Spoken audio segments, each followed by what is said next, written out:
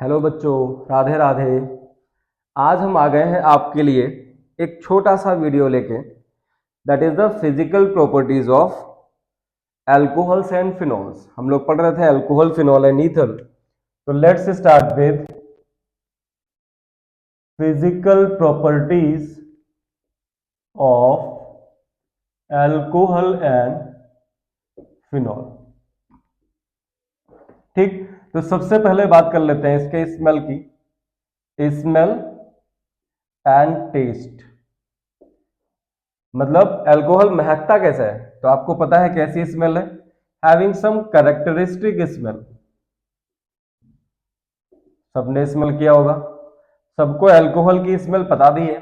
तो चाहे आप कैरेक्टरिस्टिक स्मेल कहो, या तो हम इसको बोल सकते हैं कि अल्कोहल्स में कौन सी स्मेल होती है, अल्कोहलिक स्मेल। इसमें अल्कोहलिक स्मेल है। ठीक, ये अल्कोहल्स की बात कर रहा हूं। और अगर हम फिनॉल्स में बात करें तो फिनॉल की स्मेल आपको सबको पता है। फिनॉल की कौन सी स्मेल हो जाएगी, इसको हम सीधे बोल देंगे फिनॉलिक स्मेल। ठीक, टेस्ट कैसा होगा, अल्कोहल का तो टेस्ट मुझे पता नहीं, फिनॉल के टेस्ट की जरूरत नहीं है। ठीक है, तो टेस्ट की अगर बात करें अल्कोहल की, तो अल्कोहल्स का जो टेस्ट होता है वो कैसा होता है, हैविंग सम बर्निंग टेस्ट। और ध्यान रखिएगा, ये मैं 100% जो प्योर अल्कोहल होता है, 100% तो हम नहीं कर सकते, एजियोट्रॉप की फॉर्मेशन कर लेता है। तो जो भी अप्रोक्स जो भी आता है 98% या जो भी, उस अल्कोहल की बात कर रहे हैं। ठीक है, समझ पा रहे हैं। तो वो कैसा टेस्ट होगा, that is a burning test. अब आ जाते हैं अल्कोहल्स और फिनॉल्स की स्टेट क्या होगी।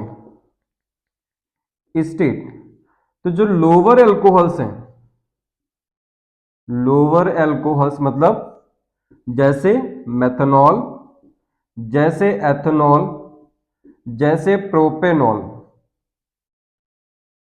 इस तरह के कोई अल्कोहल्स हैं, लोअर अल्कोहल्स जिनका मॉलिक्यूलर मास कम है। तो ये अल्कोहल्स कैसे एग्जिस्ट करते हैं, ये लिक्विड स्टेट में एग्जिस्ट करते हैं। और जो हायर अल्कोहल्स होते हैं, हायर अल्कोहल्स का मतलब alcohol with high molar mass, जिसका मोलर मास ज्यादा हो, वो कैसे एग्जिस्ट करते हैं, वो एग्जिस्ट करते हैं either in the form of solid और they exist in the form of waxy solid.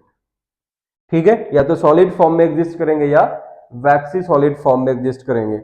और जो फिनॉल है, अगर वो प्योर स्टेट में है तो वो भी आपको सॉलिड स्टेट में मिलेगा। जो केमिस्ट्री लैब में आपको फिनॉल मिलता है वो सॉलिड स्टेट में मिलता है। ठीक है, या तो उसका aqueous सॉल्यूशन मिलेगा। ठीक है, या तो उसका aqueous सॉल्यूशन मिलेगा, क्योंकि जो अल्कोहल्स और फिनॉल्स दोनों ही वाटर में सॉल्युबल होते हैं। तो कॉन्सेंट्रेशन कम करने के लिए हम क्या कर देते हैं, उसको डिसॉल्व कर देते हैं वाटर में, और मार्केट में सस्ता सप्लाई करने लगते हैं। आप जो अल्फिनॉलिक सॉल्यूशन यूज करते हो एज ए एंटीबायोटिक, ठीक है, सॉरी एज ए एंटीसेप्टिक, तो वो क्या होता है, वो सिंपली 1%, 1.5% या 2% अल्कोहलिक सॉल्यूशन होता है। इससे ज्यादा फिनॉलिक सॉल्यूशन होता है, इससे ज्यादा नहीं होता है। ठीक है, अब आ जाते हैं, नेक्स्ट इज द सॉल्युबिलिटी। और सॉल्युबिलिटी हम किस चीज में चेक करते हैं, सॉल्युबिलिटी इन वाटर। तो ये सभी आपको सभी को पता है कि alcohols and phenols both are soluble in water.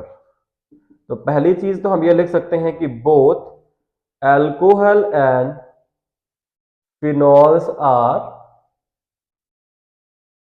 Soluble in water. Water में सॉल्युबल होते हैं।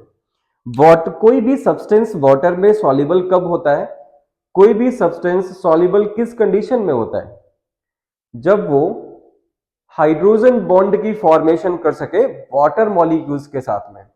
तो ये जो रामबाण है, ये याद रखिएगा कि कोई भी सब्सटेंस अगर वाटर में सॉल्युबल है, इसका मतलब वो सब्सटेंस वाटर के साथ में हाइड्रोजन बॉन्ड की फॉर्मेशन कर पा रहा है। ठीक है, और ऐसे सब्सटेंसेस जो वाटर में सॉल्युबल नहीं है, इसका मतलब वो वाटर मॉलिक्यूल के साथ में इंटरमॉलिक्यूलर हाइड्रोजन बॉन्डिंग की फॉर्मेशन नहीं कर पा रहे हैं, that's why they are insoluble. ठीक है, तो पहली चीज आपको मालूम चल गई कि both alcohols and phenols are soluble in water. किसकी वजह से? एक ही चीज है, because of capability to form intermolecular hydrogen bonding. इनके पास कैपेबिलिटी है, वो इंटरमॉलिक्यूलर हाइड्रोजन बॉन्ड की फॉर्मेशन कर सकते हैं, जिसकी वजह से ये वाटर में सॉल्युबल होते हैं किसी भी प्रोपोर्शन में। मैं लोअर एल्कोहल की बात कर रहा हूं, क्योंकि जैसे जैसे size of the alkyl group बढ़ेगा सॉल्युबिलिटी कम होने लगती है, जैसे जैसे ब्रांचिंग बढ़ेगी सॉल्युबिलिटी कम होने लगेगी। ठीक है, तो अब कुछ इसका हाइड्रोजन बॉन्ड फॉर्मेशन देख लेते हैं। तो आपने कोई भी अल्कोहल लिया, सपोज ये अल्कोहल का मॉलिक्यूल है ROH, ठीक, ऑक्सीजन के पास लोन पेयर्स भी होते हैं, जिसकी वजह से इसका जो शेप है वो थोड़ा सा बेंट हो जाता है, like water molecule, but water के बराबर नहीं होता, वाटर से थोड़ा इसका बॉन्ड एंगल ज्यादा रहेगा, क्योंकि इसके पास में प्रेजेंट है एल्काइल ग्रुप, और एल्काइल ग्रुप और हाइड्रोजन के बीच में रिपल्सिव फोर्स होगा, तो अल्कोहल का बॉन्ड एंगल थोड़ा सा ज्यादा होगा as compared to the water molecule. ध्यान, एक चीज और ध्यान रखिएगा, state of hybridisation water molecules के ऑक्सीजन पे और अल्कोहल मॉलिक्यूल के ऑक्सीजन पे दोनों पे सेम रहेगी। ठीक, तो अब इसकी हाइड्रोजन बॉन्ड बना दो। तो हाइड्रोजन बॉन्ड आपको पता है कैसे बनता है, इस तरह से हम रिप्रेजेंट करते हैं। ये पहला हाइड्रोजन बॉन्ड बन गया, वाटर मॉलिक्यूल इसके साथ में बनाएगा तो ये दूसरा हाइड्रोजन बॉन्ड बन गया, और इसी तरह से जो है ये मॉलिक्यूल जो है किसके साथ में, ऑक्सीजन हाइड्रोजन के साथ में, hydrogen of another molecule hydrogen bond की फॉर्मेशन करेगा। तो इस तरह से alcohols and phenols both are capable to form hydrogen bond with water molecule and that's why they are soluble in water। ठीक है, इतना समझ में आया होगा। अब देखिए कि if the size of the R is increased, मतलब अल्काइल ग्रुप बढ़ा दें, जैसे पहली कंडीशन देखिए, as the size of alkyl group, alkyl group मतलब जो अल्कोहल्स में R ले रहे हो आप, इंक्रीजेस, इसका साइज बढ़ा दें तो क्या होगा, तो solubility of alcohol in water will decrease. ठीक है, size of the alkyl group बढ़ेगा तो सॉल्युबिलिटी जो है कम होती जाएगी। एग्जांपल ले लेते हैं कि जैसे आपने लिया मेथनॉल, जैसे आपने लिया एथेनॉल CH3 CH2OH, जैसे आपने लिया प्रोपेनॉल, ठीक है, एक और ले लेते हैं, सपोज आपने लिया ब्यूटेनॉल, ये कोई अल्कोहल्स आपने लिए। आपसे कह रहा हूं कि इनको सॉल्युबिलिटी के इंक्रीजिंग ऑर्डर में अरेंज करिए। तो देखो R, इसके पास एक ही कार्बन का कंपाउंड है, CH3 ही है, इसके पास अल्काइल ग्रुप बढ़ गया, इसके पास और अल्काइल ग्रुप बढ़ गया, और इसके पास साइज और बढ़ गया, R का साइज बढ़ता जा रहा है। और आपने लिखा है कि अगर अल्काइल का ग्रुप का साइज इंक्रीज करेगा तो जो सॉल्युबिलिटी है वो क्या कर जाएगी, सॉल्युबिलिटी डिक्रीज कर जाएगी। इसका मतलब इन चारों अल्कोहल्स में हाईली सॉल्युबल कौन सा होगा, फर्स्ट वाला, उसके बाद सेकेंड वाला, उसके बाद थर्ड वाला, और सबसे कम कौन सा होगा, फोर्थ वाला। This is the increasing order of solubility of different alcohols. तो एक पहली चीज क्या ध्यान रखेंगे कि जैसे ही अल्काइल ग्रुप बढ़ना स्टार्ट होगा सॉल्युबिलिटी जो है वो कम होती जाएगी, क्योंकि प्लस आई अल्काइल ग्रुप बढ़ने से प्लस आई इफेक्ट बढ़ेगा। प्लस आई इफेक्ट से ऑक्सीजन जो एटम है अल्कोहल का, उस पर इलेक्ट्रॉन डेंसिटी बढ़ने लगेगी, और जब इलेक्ट्रॉन डेंसिटी बढ़ने लगेगी तो भाई ऑक्सीजन को क्या जरूरत है कि वो दूसरे मॉलिक्यूल के हाइड्रोजन से इलेक्ट्रॉन्स को अपनी तरफ अट्रैक्ट करे, करता तो इलेक्ट्रॉन के लिए, और जब इलेक्ट्रॉन घर बैठे मिल रहा होगा तो फिर वो दूसरे एटम के इलेक्ट्रॉन्स को अपनी तरफ नहीं खींचेगा। सीधा मतलब हो गया कि जो एक्सटेंट ऑफ हाइड्रोजन बॉन्डिंग है वो कम होने लगती है as the size of the alkyl group increases. ठीक है, इस वजह से इनकी जो सॉल्युबिलिटी है अल्काइल ग्रुप बढ़ने पर कम हो जाती है। चीज और देखिए कि जैसे जैसे ब्रांचिंग बढ़ेगी, ठीक, अमंग आइसोमेरिक एल्कोहल्स, ये हम आइसोमेरिक एल्कोहल्स की बात कर रहे हैं, अमंग आइसोमेरिक एल्कोहल्स। ये आइसोमेरिक एल्कोहल्स का मतलब समझ पा रहे हैं, alcohols with same molecular formula but different structures.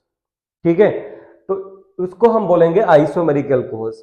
तो आइसोमेरिक अल्कोहल्स में जैसे जैसे ब्रांचिंग बढ़ती है, solubility of alcohols also increases as the branching increases। क्या हो जाएगा? solubility increases। ब्रांचिंग बढ़ेगी तो solubility बढ़ जाएगी। ऐसा भाई क्या हो गया कि ब्रांचिंग बढ़ने से solubility बढ़ जा रही? क्योंकि ब्रांचिंग बढ़ने से जो हाइड्रोफोबिक पार्ट है, जो एल्काइल ग्रुप है, उसका साइज छोटा हो जाएगा।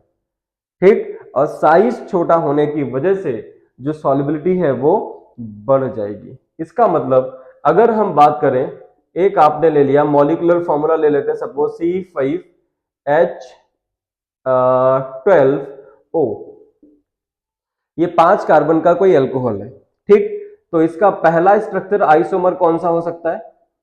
Primary alcohol. दूसरा भी प्राइमरी रहेगा बट ब्रांचिंग बढ़ जाएगी। 4 कार्बन की चेन ले लिया और this is isobutyl alcohol, isopentyl alcohol, है ना। एक बार हम क्या कर सकते हैं, 3 कार्बन की चेन ले लीजिए, 2 साइड ले लगा दीजिए और OH ग्रुप लगा दीजिए। ठीक, तो इसमें एल्काइल ग्रुप का साइज देखिए बहुत बड़ा है R का, इसमें साइज थोड़ा सा छोटा हो गया और इसमें साइज जो है सबसे छोटा हो गया।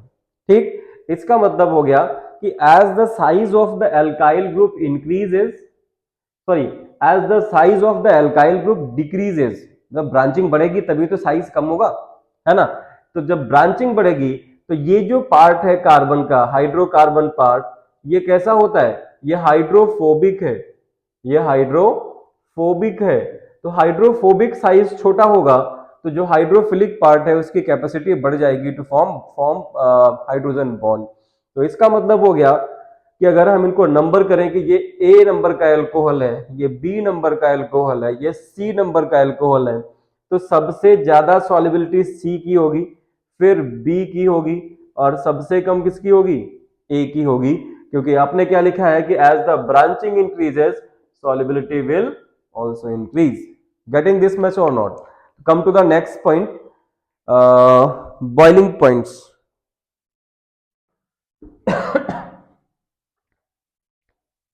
Boiling points of alcohols and phenols. अभी मैंने बताया था कि alcohols are capable to form intermolecular hydrogen bond. Alcohols intermolecular hydrogen bond की फॉर्मेशन कर सकते हैं।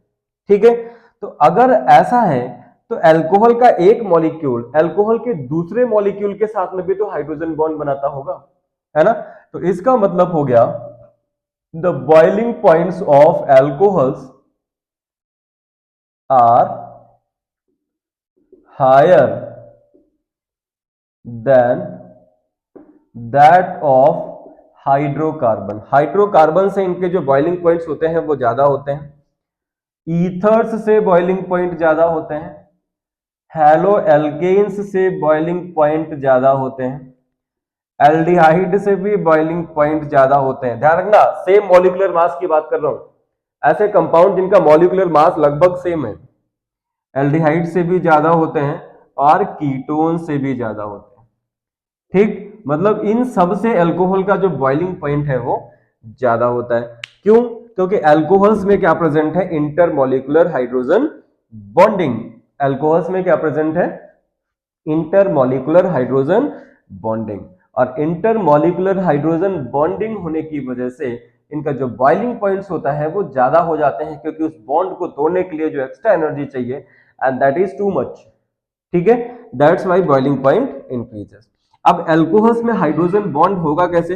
तो देखो, अल्कोहल का फॉर्मूला होता है ROH, general representation. V shape molecule होगा, कुछ इस तरह से रिप्रेजेंट कर लीजिए। ठीक, अब क्या है कि ऑक्सीजन के साथ में कौन जुड़ा हुआ है? हाइड्रोजन जुड़ा हुआ है। जब भी हाइड्रोजन किसी electronegative atom like fluorine, oxygen या नाइट्रोजन के साथ में जुड़ता है तो वो क्या करता है? वो हाइड्रोजन बॉन्ड की फॉर्मेशन करता है। अब हाइड्रोजन बॉन्ड में अगर दिक्कत हो रही तो पहले हाइड्रोजन बॉन्ड के बारे में पढ़ेंगे, उसके बाद हम इसको कंटिन्यू करेंगे। ठीक है, ये ट्रिक होती है पढ़ने की। तो क्या है, ऑक्सीजन के साथ में हाइड्रोजन जुड़ा हुआ है और ऑक्सीजन कैसा है, second most electronegative element of the periodic table. तो क्या होगा, ये ऑक्सीजन जो है ये दूसरे मॉलिक्यूल के हाइड्रोजन के इलेक्ट्रॉन्स को अपनी तरफ खींचेगा और वहीं पे एक फोर्स डेवलप होगा और इसी फोर्स को हम क्या बोलते हैं, इसी फोर्स को हम बोलते हैं, ये कौन सा बॉन्ड बन रहा है, this is hydrogen bond and this hydrogen bond takes formation takes place among the two और मोर मॉलिक्यूल्स, है ना। तो उसको हम बोलते हैं इंटरमॉलिक्यूलर, उसको हम क्या बोलते हैं, इंटरमॉलिक्यूलर हाइड्रोजन बॉन्डिंग। और इसी इंटरमॉलिक्यूलर हाइड्रोजन बॉन्डिंग होने की वजह से, जो कि अदर किसी भी कंपाउंड में नहीं है जितने मैंने नाम लिखे यहाँ पे, एल्डिहाइड और कीटोन्स में भी हाइड्रोजन बॉन्ड नहीं बनाते हैं आपस में, ठीक है। एल्डिहाइड का एक मॉलिक्यूल एल्डिहाइड के दूसरे मॉलिक्यूल के साथ में हाइड्रोजन बॉन्ड नहीं बनाता है, वहां पे डाइपोलर अट्रैक्शंस होते हैं सिर्फ। एल्डिहाइड्स में भी यही है, हेलो एल्केन्स में होते ही नहीं है, बनाते नहीं, वो ईथर में भी नहीं है और हाइड्रोकार्बन के पास तो कोई ऑप्शन ही नहीं है, ठीक है। तो that's why the boiling points of alcohols and boiling points of phenols, phenols में भी इस तरह की इंटरमॉलिक्यूलर हाइड्रोजन बॉन्डिंग मिलती है, ठीक है। वो कुछ इस तरह से हम इसको रिप्रेजेंट कर लेते हैं। फिनॉल्स में हाइड्रोजन बॉन्डिंग देखो कैसे मिलेगी, फिनॉल का फॉर्मूला होता है C6H5NOH, तो ये ऑक्सीजन ले लिया, ये हाइड्रोजन। अब दूसरे मॉलिक्यूल को इस तरह से रिप्रेजेंट कर दो, फिनाइल ग्रुप जो है एक तरफ नहीं लेंगे क्योंकि ये बल्कि ग्रुप है, इनमें रिपल्सिव फोर्स होगा, देखो ये हाइड्रोजन बॉन्ड इधर बन जाएगा, ये इधर, और इसी तरह से ऑक्सीजन जो है तीसरे मॉलिक्यूल के, ठीक है। इस तरह से जो डॉट डॉट डॉट दिखा रहा है, this is the representation of hydrogen bond, hydrogen bond is represented by 3 dotted lines, ठीक। तो फिनॉल्स में भी हाइड्रोजन बॉन्डिंग है, इसका मतलब फिनॉल्स का भी जो बॉइलिंग पॉइंट होगा वो ज्यादा होगा और हेलोएरिन्स से ज्यादा होगा, ठीक है, of comparable molecular mass. Condition मत भूलिएगा, ऐसा नहीं कि हेलो एल्केन आपने 200 मॉल एटॉमिक यूनिट का ले लिया, एटॉमिक मास यूनिट का, और ये 50 का लिया, है ना, तो फिर डिफरेंस होगा, क्योंकि मॉलिक्यूलर मास जब बढ़ता है तो बॉइलिंग पॉइंट बढ़ता है, ठीक। अच्छा, ये पॉइंट बोल दिया मैंने तो फिर से बता देता हूं कि एज द मॉलिक्यूलर मास या मोलर मास अगर इंक्रीज करता है तो बॉइलिंग पॉइंट भी क्या करता है, इंक्रीज करता है। मॉलिक्यूलर मास बढ़ेगा, अगर मॉलिक्यूलर मास बढ़ेगा तो बॉइलिंग पॉइंट भी क्या हो रहा होगा, इंक्रीज कर रहा होगा, ठीक। दूसरी चीज क्या है कि अगर ब्रांचिंग बढ़ती है, ब्रांचिंग बढ़ती है तो क्या होगा, तो सरफेस एरिया घटेगा, है ना। अगर ब्रांचिंग इंक्रीज करेगी, ये इंक्रीज का साइन है अप एरो, तो सरफेस एरिया जो है वो डिक्रीज कर जाएगा, है ना। और जब सरफेस एरिया डिक्रीज कर जाएगा तो इसका मतलब क्या हो जाएगा, बॉइलिंग पॉइंट्स भी डिक्रीज कर जाएंगे, ठीक है। तो इसका एक चीज और समझ में आ गई कि अगर हम डिफरेंट प्राइमरी सेकेंडरी और टर्सरी अल्कोहल्स की बात करें तो प्राइमरी अल्कोहल का बॉइलिंग पॉइंट सबसे ज्यादा होगा, देन सेकेंडरी अल्कोहल का, देन टर्सरी अल्कोहल का, ठीक है। This is the decreasing order of boiling points of different primary secondary and tertiary alcohols, ठीक। ये समझ पाए, ब्रांचिंग बढ़ेगी तो बॉइलिंग पॉइंट डिक्रीज करेगा, मॉलिक्यूलर मास बढ़ेगा तो बॉइलिंग पॉइंट इंक्रीज करेगा। और बॉइलिंग पॉइंट्स हायर क्यों होते हैं अल्कोहल्स और फिनॉल्स के then the hydrocarbon, because of the presence of intermolecular hydrogen bond. तो मैं विश्वास करता हूं फिजिकल प्रॉपर्टीज आपको समझ में आ गई होंगी, प्रॉपर आपने नोट्स बनाए होंगे या बनाने हैं आपको। इसके बाद हम लोग पढ़ते हैं chemical properties of alcohols and phenols and then last में मूव करेंगे ईथर्स में।